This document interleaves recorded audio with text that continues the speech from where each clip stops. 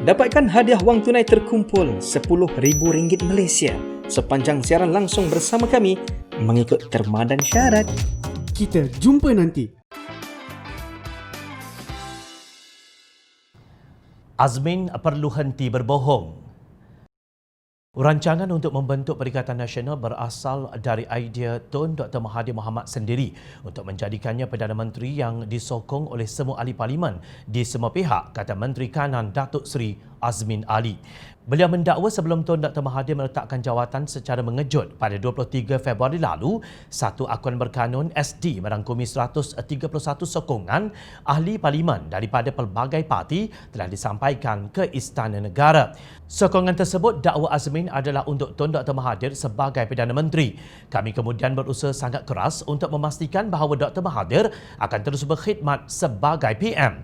Itu adalah pertemuan yang kami lakukan di rumahnya pada 23 Februari jam 4 petang ketika beliau bertemu dengan ke-6 pemimpin parti politik termasuk Presiden Parti Pribumi Bersatu Malaysia Tan Sri Muhyiddin Yassin, Presiden UMNO Datuk Seri Ahmad Zahid Hamidi, Presiden Parti Warisan Sabah Datuk Seri Muhammad Syafiee Apdal, Presiden PAS Datuk Seri Abdul Hadi Awang, Ketua Gabungan Parti Sarawak GPS Datuk Seri Abang Johari dan saya sendiri, tegas Azmin.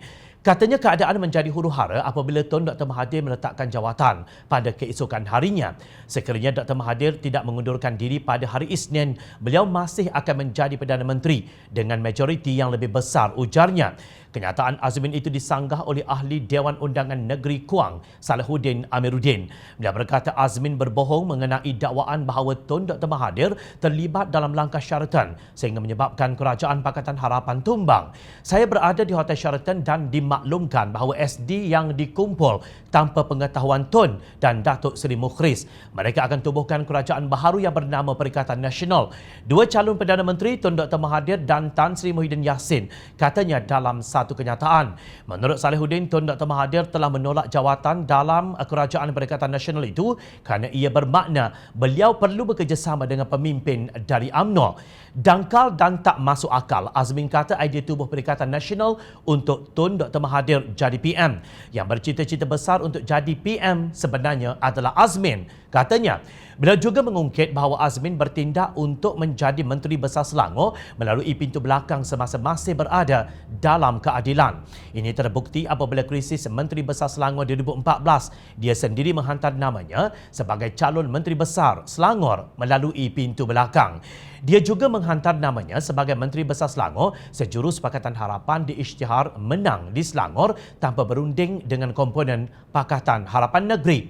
Sekali lagi melalui pintu belakang, Azmin minta Tun Dr. Mahathir lantik dia sebagai Timbalan Perdana Menteri Pakatan Harapan, tegasnya. Salahuddin berkata permintaan tersebut ditolak oleh Tun M kerana jawatan Timbalan Perdana Menteri telah dijanjikan kepada Datuk Seri Wan Azizah. Azmin ini ahli politik yang penuh dengan nafsu serakah untuk berkuasa, tegas Salahuddin yang merupakan anggota Jabatan Kuasa Penaja Parti Pejuang. Langkah menubuhkan Perikatan Nasional bertentangan dengan perjanjian yang ditandatangani oleh semua ahli komponen Pakatan Harapan untuk menyerahkan kuasa kepada Presiden Keadilan Datuk Seri Anwar Ibrahim sebelum pilihan raya umum ke-14.